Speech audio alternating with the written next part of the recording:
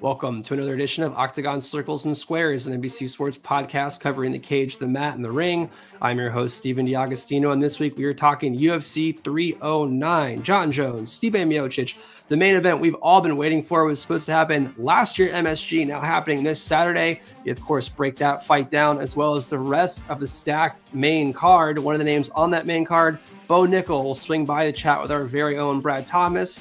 Brad also sticks around with our betting crew to give us some of his favorite bets, help us win a little bit more money this Saturday. But first, get your day started with Bet the Edge. Jay Croucher and Drew Dinsick have all your betting needs covered, from NFL, college football, NBA, and more. New episodes drop every weekday at 6 a.m. Eastern. Whether you're targeting spreads and totals, circling player props, or looking for value in futures markets, they have it all.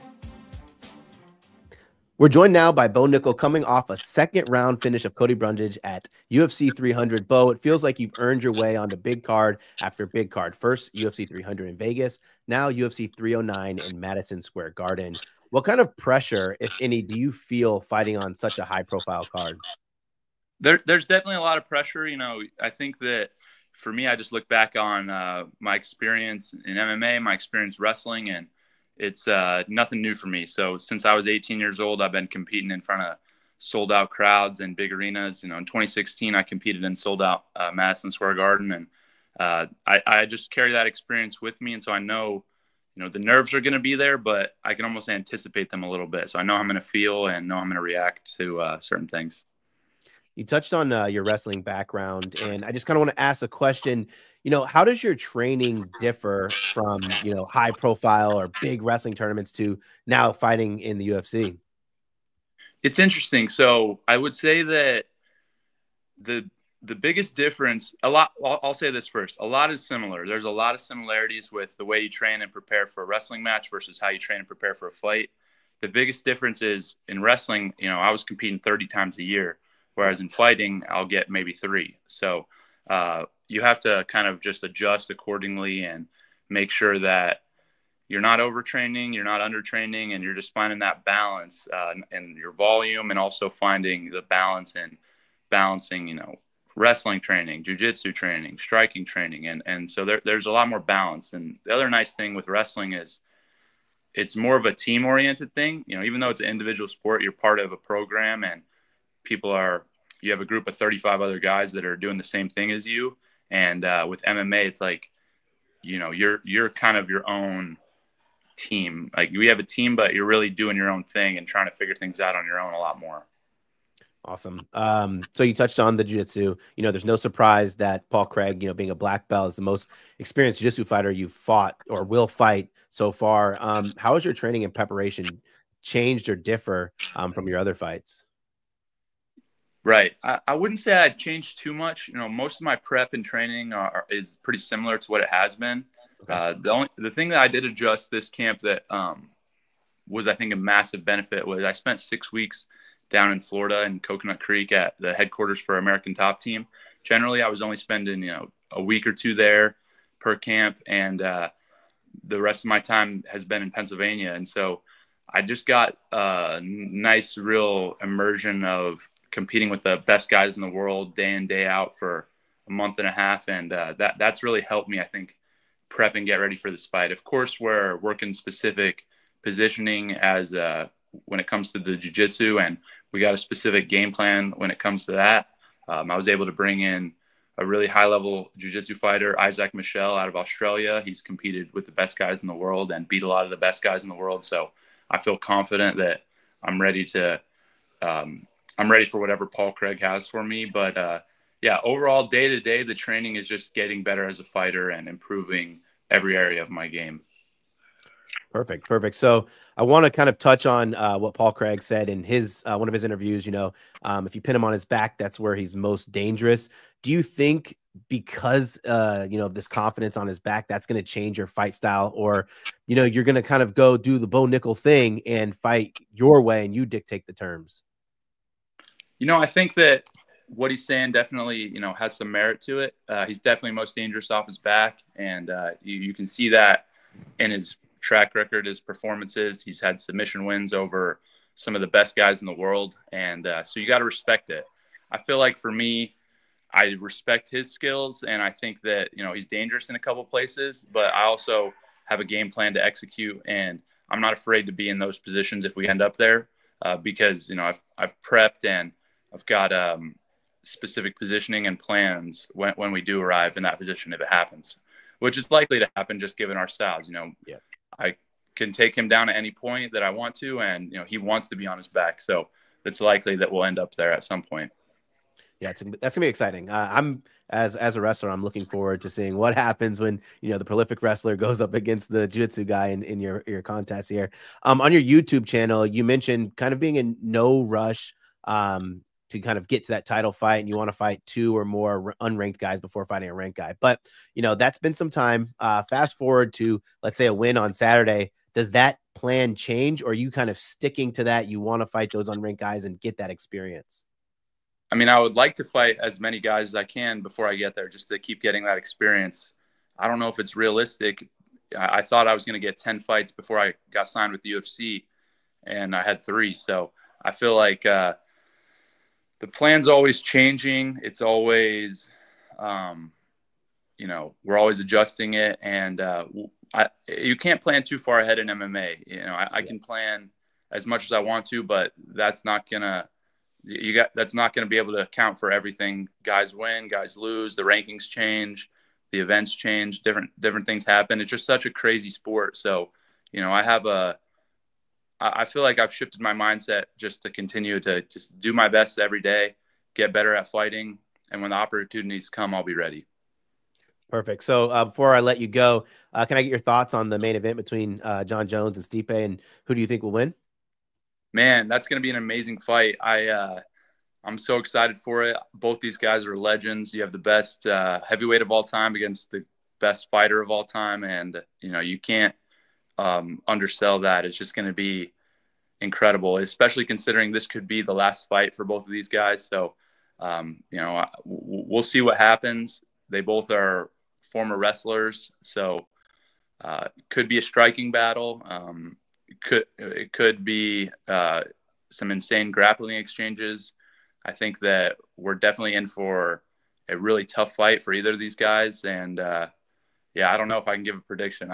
These guys have had such a long layoff. Had they, let's say if they both had 3 fights in the past year or 2, then, you know, it'd be easier to predict. But Stipe hasn't fought in 3 years. Jon hasn't fought in, you know, 2 years. So we'll see. I don't have any insight any more than anyone else.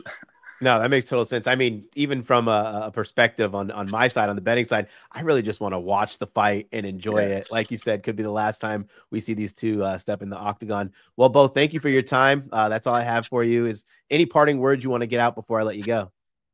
No, just thank you to everybody who watches me, who supports me. I appreciate y'all so much, and I'm excited to go out this weekend and blow the roof off MSG. Let's do it. All right, joined now by our betting crew, Brad and Michael. Brad, it was an awesome conversation you had with Bo there, and I think that's a good place to start with our little betting preview is focusing on that Nickal fight. The one thing that really stuck out to me was, you know, he doesn't really seem to be too afraid to meet him where the fight is on the ground and really take it to him. So it doesn't sound like he's going to change his approach too much, despite the matchup with someone that's a little more prolific with grappling that he's used to. Yeah, I was really surprised to hear that. You know, I asked him about it, and he said with confidence that he knows it's going to get down to the ground and he's going to see what happens. That's kind of like one of those things where you have to believe in yourself. But when I was going back and I was thinking about how this fight's going to kind of pan out from a betting perspective, sure, there's a little bit of value on taking Nickal by submission, right? But I think there's like really one pathway for Nickal to sub Paul Craig, and that's rear naked. Like, he just takes him down, gets his back. But I actually think his hands are super lethal. And Paul Craig, you know, he's coming off a knockout already. Like, this guy's chin has been busted up a couple of times. Bo Nickal is going to, once you have that fear of going down, I don't care how good you are. I don't care you're a black belt in jiu-jitsu. There's that fear, the real fear that you can get taken down and get controlled, right? And that, you know, any level change, right? Like, we get one level change in there, and that all has to do is move Craig, lower his hands, and boom, that's a punch to the face. That's lights out. So I thought there was some good value in taking Nickal to win by TKO. 4 losses in his last 5. So yeah, including a TKO KO finish. I believe, in 2 of those. Yeah, so there is some merit to that. Michael, you like the other side of this fight. Why don't you explain where your head's at for with this bet here? Yeah, I do think Bo Nickal will win the fight, but I like the odds at plus 700 for Bo Nickal by decision. This is probably his hardest fight yet. A little bit of a veteran in Paul Craig. We've seen some bright spots. Like I said, it's been a while since he's performed to his best of his ability, but he is a jiu-jitsu black belt. We saw what he did Jamal Hill. I think there is a little bit of positivity on the side of things to take Paul Craig to withstand him and go the distance. So I got Bo Nickal by decision for plus 700 for about maybe half unit, 1/3 of a unit. Not too much, but I think there's some good value there. All right, let's move over to the co-main event now. Charles Oliveira versus Michael Chandler. This is going to be an awesome 5-round scrap. Oliveira trying to right the ship after coming off the loss against Arman Tsarukyan. Brad, why don't you start us off here? Who do you like and how for the co-main event? Yeah, before I get into who I like, I said this off air, and I want to tell people that I genuinely believe this fight goes over 1.5 rounds. If you see a stale, like even money on over 1.5, I think you should kind of consider it. First and foremost, it's Michael Chandler. I think that, you know, when he gets this opportunity to kind of right his wrongs, as you say, right, he was losers of 3 out of his last 4 fights. He fights with kind of like a little bit of a reckless abandon. I think he's going to be calm and calculated, but ultimately a guy like Oliveira, a phenomenal finisher. I think he's going to get him to the ground. I think he's going to submit him. The price was actually really favorable. I could not believe it. I want to highlight one more bet that I thought was interesting. If you don't know how this fight's gonna end, right, and you really like Oliveira, but you don't want to lay the heavy juice, I think it's like minus 250 or whatever, you can take this bet on DraftKings. It's called to fight to go the distance only. So it only factors in if this goes to the distance. Oliveira minus 110. So if it's a finish, you get your money back. But if Oliveira wins in addition, then if he wins by decision, then you win. I thought that was a really fascinating bet, a fun angle to at least consider. But I'm going to take him by submission. Yeah, one thing I've noticed, this is the rematch from 2021 where Oliveira did get the finish there. So it does seem like this could be an early night for this fight. Michael, what do you like for the co-main event? Yeah, I think there's going to be a lot of fireworks early on, but like you was saying, I think over 1.5 rounds is too good to pass up. So that's what I'm going with as well. I think both these guys have had a little bit of a layoff, and they're going to be well rested, and their chins will be rested as well. So I do think they will go over 1.5. I don't think it'll go the distance though. So I also sprinkled a little bit of money on a finish in the 3rd and 4th round by Oliveira. Nice. That early fight between these guys did make it over that mark in the 2nd round, but only just barely ended 19 seconds into the 2nd round. So it might be a little sweat for the over bettors there, but that's why we do it. It's time in a very voice for the main event, something that we've all been waiting for some saying maybe too long at this point, but we're here nonetheless. Madison Square Garden, Stipe Miocic, Jon Jones. Very interesting fight for many reasons, but from a betting perspective, Brad, what do you like betting wise for the main event Saturday? You want me to be honest with you? I think you have to take Stipe moneyline if you bet this fight. And by no means am I saying, do I think he's going to win? But I think the price is ballooned on Jon Jones where you realistically can't bet it. And I didn't want to just take Jon Jones inside the distance. I didn't want to take him submission. I didn't want to take him knockout because there are multiple pathways for Jon Jones to win this fight. But there's also the legitimate chance that, you know, this ring rust is real for either one of these guys, and legitimate chance they come in here unprepared. You know, Stipe, you know, multiple-time champion. Jon Jones, multiple-time champion. 2 Goliaths going against each other.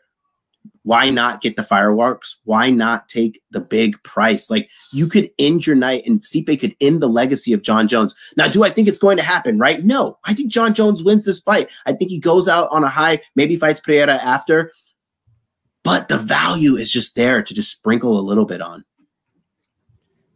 Yeah, I mean, if you want any value at all with Jon Jones, whose money line is minus 625, you really have to even get in the finisher market, where even a KO is just barely over that at plus 120. So yeah, if you want a little value, it seems like Stipe might be the way, but like you said, big layoffs for these guys. Stipe not fighting since 2021. Jones since 2023. So been some time. Michael, what do you like in the main event? Yeah, I'm not expecting a super, high flying fight out of these two with the ring rust and everything. Like you said, Stipe, what is it? Only 2 fights between these guys each in the past 3-4 years. Yep. So yeah, I personally, with the value, like I don't love everything in this fight, but if I had to lean one way or the other, I'm picking Jon Jones by TKO. Stipe has lost both his fights in the past couple or years back by TKO, but I don't think they're going to be early TKOs. I think these guys are going to spend a lot of time feeling each other out in the first 2-3 rounds. So I got Jon Jones by TKO, and then I also got him in a couple other ones with Jon Jones TKO by in the 4th and 5th round. So I think this is fatigue's going to set in between these two guys. But ultimately, I think Jon Jones is going to have a little bit more energy. It is very hard to handicap a fight given so much time off between both guys. There a lot of chaos usually ensues, and there's already chaos going on. There's changing rules. They have different gloves on. Different gloves. So we don't really know what this could end up, which always bodes well for anyone that wants to lay some money on some long odds. I'll give one bet here quickly on the undercard here. Speaking of long odds, Chris Weidman by submission plus 1,000, which is pretty insane to me. Not too many submission wins to his name, but for a wrestler, D1 wrestler with a Sierra Longo black belt pedigree, facing a former football player who has been subbed recently in his repertoire of his last few fights, almost too good not to throw at least a couple of bucks to pay for your bar tab at plus 1,000. Maybe a nice little Darce choke or rear naked here. But that's it. Any closing thoughts, guys, before this massive card? No, I love that was 10-1. Man, I'm gonna have to sprinkle on that. I'm excited. Listen, regardless of whatever happens in this card, we could literally see 2 legends going out. I want everyone who's watching just to enjoy the fight and soak these moments in, because we might not ever find 2 fighters who have this kind of legend and aura about them again. So just enjoy the fight. It's really my only thing I want to close with. For me, I'm honestly looking for the line with eye pokes for the card. So that's, if I can find someone putting a little bit of a specialty line on that, I'll be looking for that. If there's not an offshore for stoppage time like soccer for fighting, there should be. There's gotta be. There's gotta be someone somewhere. Our partners at DraftKings so don't offer it, so we will be good citizens here, and we will not mention that. But yeah, it's likely out there somewhere. But in any case, thank you guys so much for stopping by and chatting the fights. We appreciate it. As you said, we will hope to enjoy the fights, and we hope you enjoy them as well. Massive card, UFC 309. So please enjoy. If you liked our commentary, like and subscribe. Follow us here on this channel for more down the road. But until then, we will see you next time.